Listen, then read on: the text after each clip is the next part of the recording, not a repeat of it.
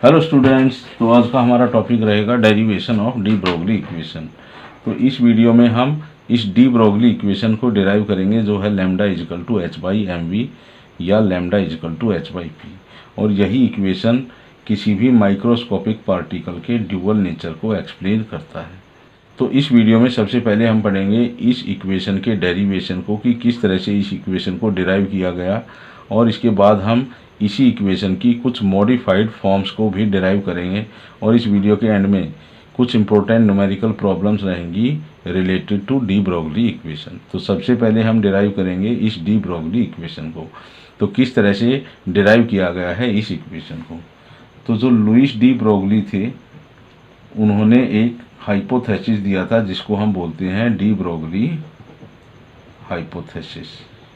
और इस हाइपोथेसिस के अकॉर्डिंग उन्होंने बताया कि कोई भी मटेरियल पार्टिकल हो, ऑल मटेरियल पार्टिकल, तो कोई भी या सभी मटेरियल पार्टिकल्स, चाहे वो मैक्रोस्कोपिक हो या वो माइक्रोस्कोपिक हो, तो कोई भी मटेरियल पार्टिकल जब मूव करेगा तो उस मूविंग मटेरियल पार्टिकल का ड्यूअल नेचर होगा।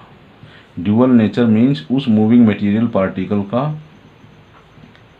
वेव नेचर भी होगा और उसका पार्टिकल नेचर भी होगा। तो उस सिंगल मटेरियल पार्टिकल के वेव नेचर और पार्टिकल नेचर को रिलेट करने के लिए उन्होंने एक इक्वेशन डिराइव की, जो है lambda is equal to H by M V, और इसको हम लिख सकते हैं lambda is equal to H by P.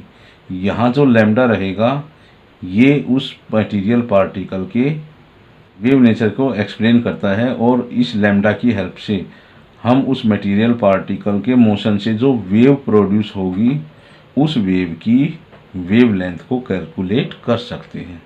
और यहाँ जो P है, यहाँ P इंडिकेट करता है उस मटेरियल पार्टिकल के पार्टिकल नेचर को, क्योंकि ये उस मटेरियल पार्टिकल के मोमेंटम को रिप्रेजेंट करता है कि उस मूविंग मटेरियल पार्टिकल का मोमेंटम क्या होगा। तो इस इक्वेशन को किस तरह से डिराइव किया गया है।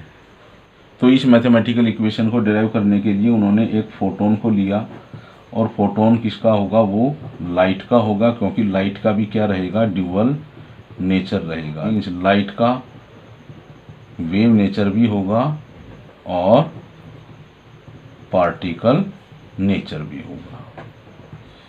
तो केस फर्स्ट में उन्होंने इस फोटोन के वेव नेचर को कंसीडर किया है, for wave nature of photon. तो जब उन्होंने इस फोटोन के वेव नेचर को कंसीडर किया है, तो इस फोटोन की एनर्जी को उन्होंने दिया है by E is equal to H nu, और इसको हम देंगे इक्वेशन 1। यहाँ न्यू क्या है, new is the frequency of wave, और एच है यहाँ पर प्लैंक्स कांस्टेंट। तो सेकंड केस में उन्होंने इस फोटोन के पार्टिकल नेचर को कंसीडर किया है, और जब उन्होंने इस फोटोन के पार्टिकल नेचर को कंसीडर किया है तो उस फोटोन की एनर्जी को उन्होंने दिया है E is equal to M C square by Einstein equation. यहाँ m क्या है, मास ऑफ फोटोन है, और c क्या है, स्पीड ऑफ लाइट, और इस इक्वेशन को दिया है नंबर 2।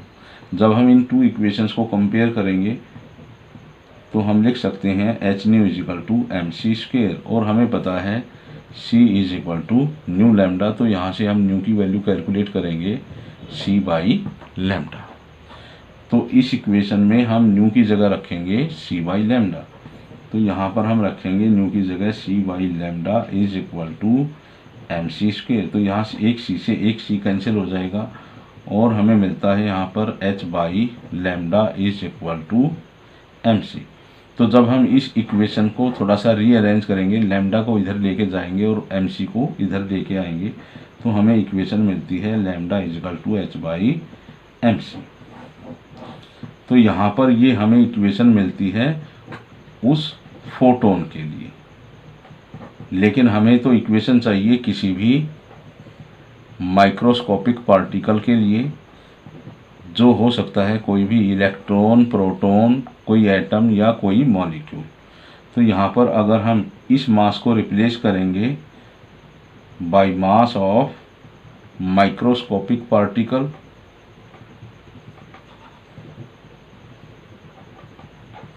और जो यहाँ स्पीड ऑफ लाइट है उसको हम रिप्लेस करेंगे बाय स्पीड या वेलोसिटी ऑफ माइक्रोस्कोपिक पार्टिकल, जिसको हम रिप्रेजेंट करेंगे बाय v। तो जब हम उस मास को रिप्लेस करेंगे by mass of microscopic particle और जो स्पीड ऑफ लाइट है उसको रिप्लेस करेंगे by speed of microscopic particle या वेलोसिटी ऑफ माइक्रोस्कोपिक पार्टिकल, तो हमें इक्वेशन मिलती है lambda is equal to h by M V. और एम वी क्या होता है? Momentum of particle. तो p क्या है यहाँ पर? मोमेंटम ऑफ पार्टिकल है।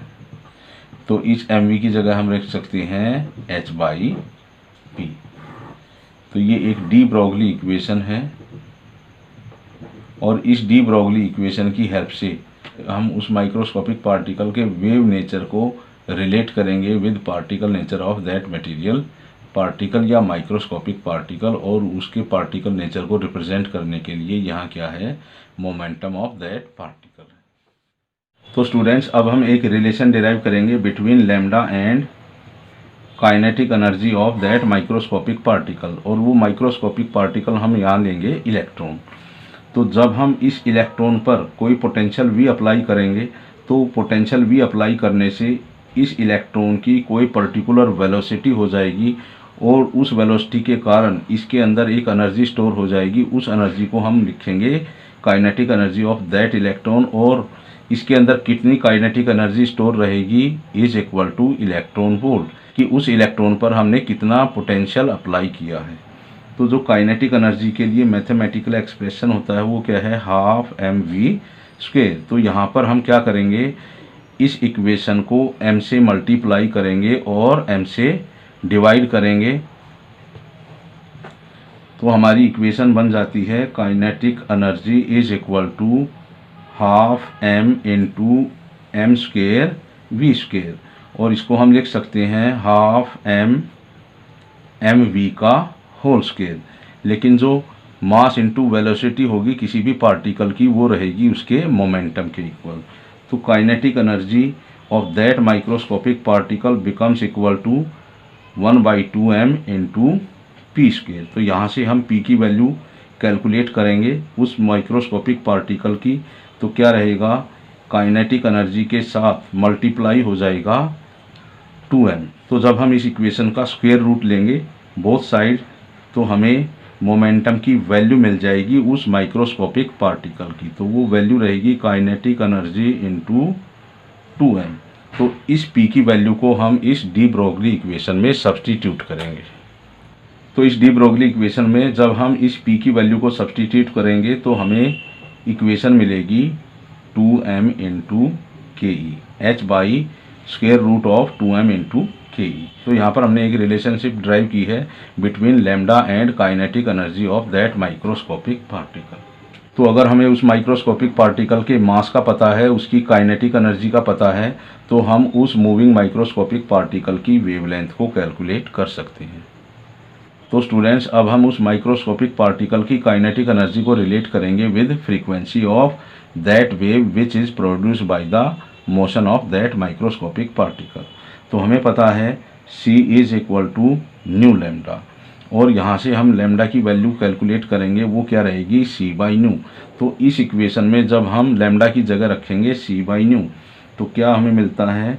Lambda is equal to c by nu is equal to h by square root of 2m into kinetic energy. तो हमें न्यू की वैल्यू कैलकुलेट करनी है, तो इसको न्यू को इधर लेके जाएंगे, बाकी की टर्म को हम एक साइड करेंगे। तो जब हम इस इक्वेशन को रीअरेंज करेंगे तो हमें क्या मिलता है?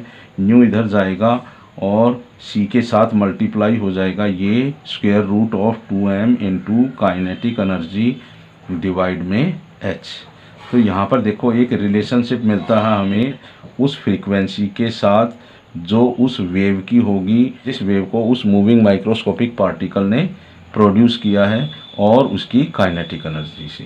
तो यहाँ से भी हम उस वेव की फ्रीक्वेंसी को कैलकुलेट कर सकते हैं जब हमें उस मूविंग माइक्रोस्कोपिक पार्टिकल की काइनेटिक एनर्जी का पता है और उसके मास का पता है। तो इन सभी वैल्यूज़ को यहाँ हम सब्स्टिट्यूट करेंगे तो उस वेव की फ्रीक्वेंसी को हम कैलकुलेट कर सकते हैं। तो स्टूडेंट, डी ब्रोगली इक्वेशन की हेल्प से हम कैलकुलेट कर सकते हैं कि किसी भी ऑर्बिट में टोटल कितनी वेव्स रहेंगी उस मूविंग इलेक्ट्रॉन के लिए। तो मान लो ये एक न्यूक्लियस है किसी एटम का और ये कोई पर्टिकुलर ऑर्बिट है, तो यहाँ पर इसका रेडियस क्या रहेगा, इस पर्टिकुलर ऑर्बिट का आर रहेगा और ये इलेक्ट्रॉन वेव की फॉर्म में जब इस ऑर्बिट में मूव करेगा तो इस तरह की वेव हमें मिलेगी। तो मान लेते हैं इस पर्टिकुलर ऑर्बिट के लिए टोटल कितनी वेव्स रहेंगी, n वेव्स रहेंगी और उस वेव की जो वेवलेंथ रहेगी वो है लैम्डा। तो हम डी ब्रोगली इक्वेशन लिखेंगे पहले, lambda is equal to h by M V. अब हमें पता है कि जो सरकमफ्रेंस होगा इस ऑर्बिट का, सरकमफ्रेंस ऑफ ऑर्बिट किसके इक्वल रहेगा, n इंटू लैम्डा, क्योंकि इस पर्टिकुलर ऑर्बिट के लिए टोटल कितनी वेव्स हैं, n वेव्स हैं और उस वेव की वेवलेंथ है लैम्डा। तो जितना सरकमफ्रेंस होगा उस ऑर्बिट का वो हम कैलकुलेट कर सकते हैं by multiplying n into lambda. और सरकमफ्रेंस इस ऑर्बिट का क्या रहेगा, 2 पाई r, और इसको हम लिख सकते हैं 2 pi r is equal to n lambda. अब यहाँ पर हम लैम्डा की वैल्यू सब्स्टिट्यूट करेंगे फ्रॉम डी ब्रोगली इक्वेशन, तो है lambda is equal to h by M V. तो 2 pi r is equal to n into h by M V. तो हमें जो n की वैल्यू कैलकुलेट करनी है जो है नंबर ऑफ वेव्स, तो इस n को हम एक साइड रखेंगे, बाकी की टर्म को हम दूसरी साइड लेके जाएंगे। तो जब हम इस इक्वेशन को रीअरेंज करेंगे तो हमें मिलता है 2 pi r into M V multiply हो जाएगा और डिवाइड में आएगा ये h। तो इस पर्टिकुलर इक्वेशन की हेल्प से हम कैलकुलेट कर सकते हैं उस पर्टिकुलर ऑर्बिट में टोटल कितनी वेव्स रहेंगी उस मूविंग इलेक्ट्रॉन की। यहाँ पर हम लिख सकते हैं mv की जगह momentum of that moving electron, तो 2 pi r into P divide by h। तो इन दोनों इक्वेशन का हम यूज़ कर सकते हैं उस पर्टिकुलर ऑर्बिट के लिए जिसमें वो इलेक्ट्रॉन मूव करता है इन द फॉर्म ऑफ वेव, और उस ऑर्बिट में उस इलेक्ट्रॉन की टोटल कितनी वेव्स होंगी। तो स्टूडेंट्स, अब हम डी ब्रोगली इक्वेशन से रिलेटेड कुछ न्यूमेरिकल प्रॉब्लम्स करेंगे। तो फर्स्ट न्यूमेरिकल की स्टेटमेंट है calculate wavelength lambda of wave produced bye an electron. हमें वेवलेंथ कैलकुलेट करनी है उस इलेक्ट्रॉन की जो मूव कर रहा है और उसकी काइनेटिक एनर्जी है 5.76 इंटू 10⁻⁻15 जूल। तो सबसे पहले हम लिखेंगे हमें गिवन क्या है, हमें गिवन है काइनेटिक एनर्जी उस इलेक्ट्रॉन की और वो है 5.76 इंटू 10⁻⁻15 जूल। तो यहाँ हम जूल को कन्वर्ट करेंगे into kilogram metre square per second square में। तो 1 जूल क्या रहेगा, 1 joule is equal to 1 kilogram metre square per second square. तो काइनेटिक एनर्जी इलेक्ट्रॉन की रहेगी 5.76 into 10⁻⁻15 kilogram metre square per second square. तो अब हमें उस डी ब्रोगली इक्वेशन का यूज़ करना है जिसमें उस वेव की वेवलेंथ को रिलेट किया गया है उस माइक्रोस्कोपिक पार्टिकल की काइनेटिक एनर्जी से। तो lambda is equal to h by square root of 2m into kinetic energy. तो यहाँ पर हम इन सभी की वैल्यूज़ को सब्स्टिट्यूट करेंगे। तो h की वैल्यू है 6.626 इंटू 10⁻⁻34 किलोग्राम मीटर स्क्वायर पर सेकेंड, और m की वैल्यू गिवन है 2 इंटू 9.1 इंटू 10⁻⁻31 किलोग्राम, और काइनेटिक एनर्जी की वैल्यू गिवन है 5.76 into 10⁻⁻15 kilogram metre square per second square. तो यहाँ पर देखो ऊपर लिखेंगे हम 6.626 into 10⁻⁻34 kilogram metre square per second और डिवाइड में रहेगा 2 इंटू 9.1 इंटू 5.76। इनको हम एक साथ लिखेंगे 10⁻⁻31 इंटू 10⁻⁻15 और यूनिट क्या रहेगी kilogram square metre square second -2। तो यहाँ पर देखो इनका जब हम स्क्वायर रूट लेंगे तो हमें क्या मिलता है किलोग्राम मीटर सेकंड इनवर्स और स्क्वायर रूट में हम लिखेंगे 2 इंटू 9.1 इंटू 5.76 इंटू 10⁻⁻46 और ऊपर हम लिखेंगे 6.626 into 10⁻⁻34 kilogram metre square per second. यहाँ देखो किलोग्राम से किलोग्राम कैंसिल हो जाएगा, सेकंड इनवर्स से सेकंड और 1 मीटर से 1 मीटर। तो जब हम यहाँ पर इन वैल्यूज़ को सॉल्व करेंगे तो हमें मिलता है 0.647 इंटू 10⁻⁻11 मीटर। तो अब हम इसको देखो आंगस्ट्रॉम में कन्वर्ट करेंगे तो क्या रहेगा 0.0647 इंटू 10⁻⁻10 मीटर और इसको हम लिख सकते हैं आंगस्ट्रॉम और ये रहेगा 0.0647 आंगस्ट्रॉम। तो उस इलेक्ट्रॉन से जो वेव प्रोड्यूस होगी उस वेव की वेवलेंथ रहेगी 0.0647 आंगस्ट्रॉम।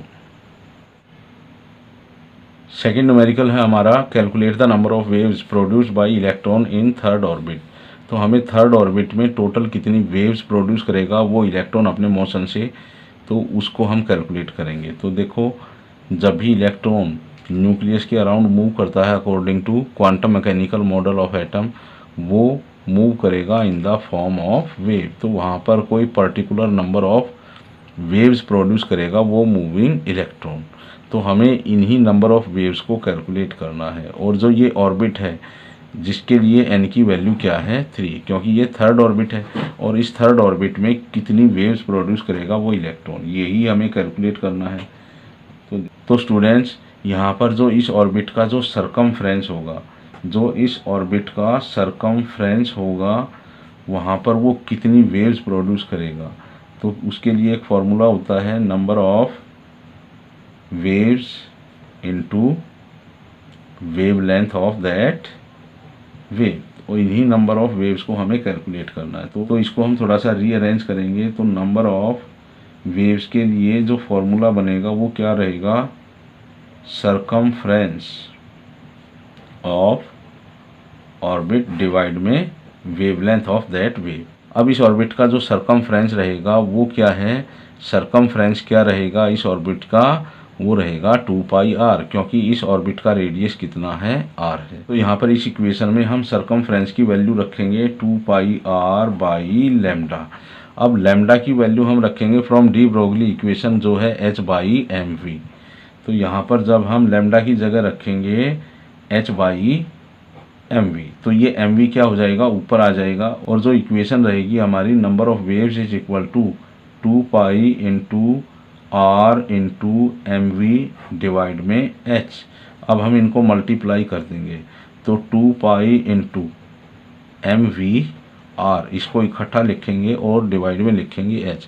अब देखो according to Bohr's postulate of angular momentum, किसी भी ऑर्बिट में इलेक्ट्रॉन का एंगुलर मोमेंटम क्या रहेगा mvr is equal to nh/2π।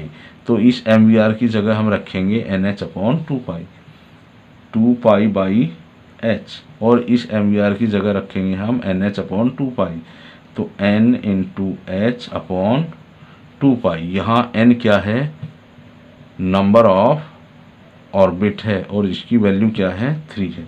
तो 2π से 2π कैंसिल हो जाएगा और h से h कैंसिल हो जाएगा, तो जो नंबर ऑफ वेव्स रहेंगी वो equal to number of orbit के इक्वल रहेगा और नंबर ऑफ ऑर्बिट क्या है 3 है। तो यहाँ से जो नंबर ऑफ वेव्स रहेंगी उस इलेक्ट्रॉन की उस थर्ड ऑर्बिट में वो कितनी रहेंगी 3 रहेंगी। तो स्टूडेंट जो थर्ड न्यूमेरिकल की स्टेटमेंट है with what velocity must an electron travel, कि उस इलेक्ट्रॉन की वेलोसिटी क्या होनी चाहिए so that the momentum of electron is equal to momentum of photon, कि उस इलेक्ट्रॉन का मोमेंटम उस फोटोन के मोमेंटम के इक्वल हो जाए जिस फोटोन की वेवलेंथ है 560 नैनोमीटर। तो यहाँ पर देखो हमें क्या क्या गिवन है। गिवन है हमें वेवलेंथ ऑफ फोटोन और वो है 560 नैनोमीटर, और इसको हम लिख सकते हैं 560 इंटू 10⁻⁻⁹ मीटर। तो यहाँ पर हम यूज़ करेंगे डी ब्रोगली इक्वेशन। तो डी ब्रोगली इक्वेशन हम फोटोन के लिए लिख सकते हैं H/mp इंटू वीपी। यहाँ मास ऑफ फोटोन है और वीपी है वेलोसिटी ऑफ फोटोन। इसी तरह से हम डी ब्रोगली इक्वेशन उस इलेक्ट्रॉन के लिए भी लिख सकते हैं और वो रहेगी H/me इंटू वी। ये मास ऑफ इलेक्ट्रॉन है और ये है वेलोसिटी ऑफ इलेक्ट्रॉन, और इसी वेलोसिटी ऑफ इलेक्ट्रॉन को हमें कैलकुलेट करना है। तो यहाँ पर जो कंडीशन गिवन है वो क्या है कि मोमेंटम ऑफ इलेक्ट्रॉन हो जाएगा equal to momentum of photon जब वो इलेक्ट्रॉन किसी पर्टिकुलर वेलोसिटी से चलेगा। तो यहाँ पर देखो मोमेंटम ऑफ इलेक्ट्रॉन को हम लिख सकते हैं me इंटू वी, और मोमेंटम ऑफ फोटोन को हम लिख सकते हैं mp इंटू वीपी।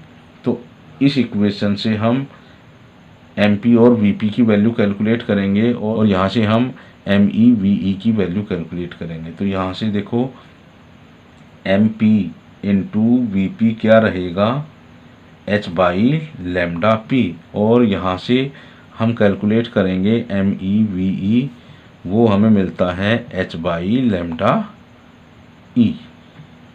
तो यहाँ पर हम mp vp और me ve की वैल्यू को इस इक्वेशन में सब्सटीट्यूट करेंगे। तो हमें मिलता है h/λp is equal to h/λe। यहाँ h से h कैंसिल हो जाएगा और जब हम इसको रीअरेंज करेंगे λe ऊपर चला जाएगा और λp इधर चला जाएगा। तो λe is equal to λp। तो उस कंडीशन में जो वेवलेंथ होगी उस इलेक्ट्रॉन की वेव की वो इक्वल होगी उस फोटोन की वेवलेंथ की। तो यहाँ λe की वैल्यू हमें मिलती है 560 नैनोमीटर। तो अब हम डी ब्रोगली इक्वेशन लिखेंगे उस इलेक्ट्रॉन के लिए। तो λe is equal to me into V. तो हमें कैलकुलेट करना है वेलोसिटी ऑफ इलेक्ट्रॉन। तो वेलोसिटी ऑफ इलेक्ट्रॉन को इधर लेके आएंगे और λe को नीचे लेके आएंगे। तो V is equal to h/me into λe। तो यहाँ पर हम इन सभी की वैल्यूज़ को सब्सटीट्यूट करेंगे। तो वी क्या रहेगा, h की वैल्यू रहेगी 6.626 इंटू 10⁻⁻34 किलोग्राम मीटर स्क्वायर पर सेकेंड, और मास ऑफ इलेक्ट्रॉन कितना है 9.1 इंटू 10⁻⁻31 किलोग्राम। और यहाँ पर जो λe की वैल्यू हमने कैलकुलेट की थी वो कितनी है 560 नैनोमीटर, और इस नैनोमीटर की जगह हम लिखेंगे इंटू 10⁻⁻9 मीटर। तो देखो यहाँ किलोग्राम से किलोग्राम कैंसिल हो जाएगा, 1 मीटर से 1 मीटर कैंसिल हो जाएगा। तो हमें वैल्यूज़ मिलती हैं 6.626 इंटू 10⁻34 डिवाइड में है 9.1 इंटू 560 इंटू 10⁻⁻31 इंटू 10⁻⁻9, और ऊपर हमें मिलता है मीटर सेकंड इनवर्स। तो जब हम इन वैल्यूज़ को सॉल्व करेंगे तो हमें मिलता है 3000 मीटर पर सेकंड, और यही रहेगी उस इलेक्ट्रॉन की वेलोसिटी। तो जो उस इलेक्ट्रॉन की वेलोसिटी होगी वो होनी चाहिए 3000 मीटर पर सेकंड, तभी उस इलेक्ट्रॉन का मोमेंटम होगा उस फोटोन के मोमेंटम के इक्वल जिस फोटोन की वेवलेंथ है 560 नैनोमीटर। तो फोर्थ न्यूमेरिकल की स्टेटमेंट गिवन है, अंडर विच कंडीशन, किस कंडीशन में wavelength of wave produced by motion of electron becomes equal to wavelength produced by proton, कि वो क्या कंडीशन रहेगी कि जो वेव इलेक्ट्रॉन प्रोड्यूस करता है उसकी वेवलेंथ इक्वल हो जाएगी उस प्रोटॉन की वेवलेंथ की। तो हमें जो कंडीशन गिवन है वो क्या है, wavelength of electron is equal to wavelength produced by proton. तो यहाँ पर हम λe की वैल्यू लिख सकते हैं by de Broglie equation h/me into V, mass of electron into velocity of electron. इसी तरह से हम लैम्डा पी की वैल्यू भी लिख सकते हैं h by mass of proton into velocity of proton. तो यहाँ h से h कैंसिल हो जाएगा और हमें इक्वेशन मिलती है 1 by M E into V E equal to 1 by M P into V P. तो हम थोड़ा सा रीअरेंज करेंगे इस इक्वेशन को, तो हम V E by V P की वैल्यू को कैलकुलेट करेंगे। तो वी ई को इधर लेके जाएंगे और एम पी को इधर लेके जाएंगे। तो V E by V P हमें मिलता है mass of proton divided by mass of electron, और मास ऑफ प्रोटॉन हमें गिवन है 1.67 इंटू 10⁻⁻27 किलोग्राम, और मास ऑफ इलेक्ट्रॉन हमें गिवन है 9.1 इंटू 10⁻31 किलोग्राम। तो यहाँ किलोग्राम से किलोग्राम कैंसिल हो जाएगा, और जब हम इसको सॉल्व करेंगे तो V E by V P की वैल्यू हमें मिलती है 0.1835 इंटू 10⁻⁴, और जब हम इसको सॉल्व करेंगे तो ये रहेगा 1835। तो इस इक्वेशन को थोड़ा सा हम रीअरेंज करेंगे, वी पी को इससे मल्टीप्लाई करेंगे। तो V E is equal to 1835 into V P. इस इक्वेशन से हमें पता चलता है कि जो वेलोसिटी ऑफ इलेक्ट्रॉन रहेगी वो 1835 टाइम्स ग्रेटर रहेगी to the velocity of proton. इसका मतलब जो इलेक्ट्रॉन मूव कर रहा है वो 1835 टाइम्स फास्टर मूव कर रहा है उस प्रोटॉन से।